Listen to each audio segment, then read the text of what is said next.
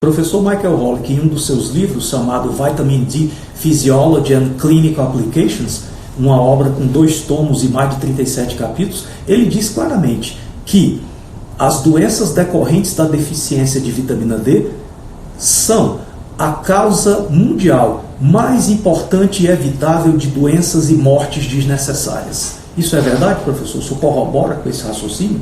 Sem dúvida alguma, você tem uma substância que, entre outras funções, tem a função de manter inativos os genes que nós temos alterados e que, se forem colocados em atividade, esses genes vão provocar doenças. É importante que se entenda que esses genes, que você pode pensar assim, nós temos hipertensão que não é uma doença genética. Não é verdade, hipertensão é uma doença genética, diabetes mesmo tipo 2 é uma doença genética, câncer é uma doença genética, porque foi justamente isso que o Projeto Genoma demonstrou. Ele identificou os genes que estão alterados e que nós temos mais de uma dezena, nós já conversamos aqui, e para manter esses genes inativos você precisa de doses ótimas de vitamina D.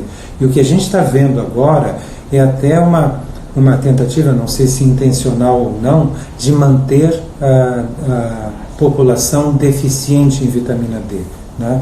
Haja visto, por exemplo, a iniciativa da Academia Brasileira de Endocrinologia, que em fevereiro do ano passado emitiu um documento público, né, considerando que níveis superiores a 20 nanogramas por ml de vitamina D, que é a metade do mínimo que a Endocrine Society nos Estados Unidos considera como mínimo normal, esses níveis, a metade do mínimo, já seria suficiente. Então, com uma canetada, eles tiraram uma porcentagem enorme da população oficialmente da deficiência de vitamina D, e colocaram toda a população em risco, em especial as gestantes, em especial as pessoas de idade, as gestantes, mas principalmente eu destaco as gestantes, porque a deficiência de vitamina D que permanecer durante a gestação vai ter consequências duradouras o resto da vida desse indivíduo que está por nascer. Né? Isso está muito bem identificado. Indivíduos que mantêm durante a gestação, durante o crescimento intrauterino, mantém níveis baixos de vitamina D, são pessoas que são propensas a doenças psiquiátricas, as mais diversas doenças orgânicas ao longo da vida. Então, manter níveis normais de vitamina D durante a gestação é fundamental para a saúde futura desse indivíduo, porque o sistema imunológico, por exemplo, o sistema nervoso e vários órgãos e tecidos estão sendo ajustados, aprimorados, regulados, e o momento de regulação é esta janela, é o momento da vida intrauterina, e essas mães precisam receber doses normais de vitamina D. Então eu queria aproveitar a oportunidade que você está me dando para dizer o seguinte: o que é uma dose adequada de vitamina D? Os médicos têm medo de prescrever vitamina D. Então, o que é uma dose adequada de vitamina D? Existe uma espécie de regra internacional para qualquer substância que se diz o seguinte: você verifica qual é a dose que é tóxica para indivíduos comuns, normais.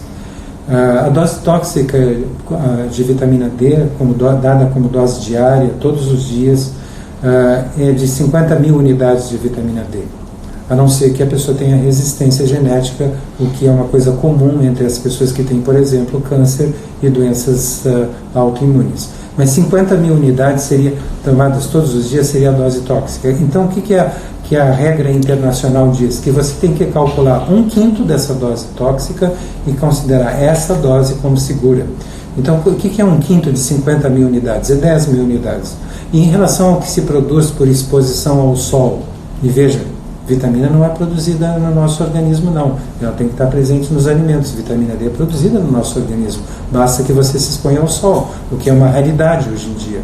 Então, o que é 10 mil unidades? 10 mil unidades é a metade do que você produz por 10 minutos de exposição ao sol. Se você estiver numa posição horizontal, sob o sol forte, que é condenado pelos dermatologistas que endemonizaram o sol e estão assumindo responsabilidades históricas na saúde pública por causa disso, né? É exatamente a metade do máximo que você produz, e você produz esse máximo em 10 minutos de exposição. Se você tiver quase todo o seu corpo descoberto, tiver pele clara, for uma pessoa jovem e não colocar filtro solar. Porque o filtro solar, fator 8 reduz em 95% a produção de vitamina D.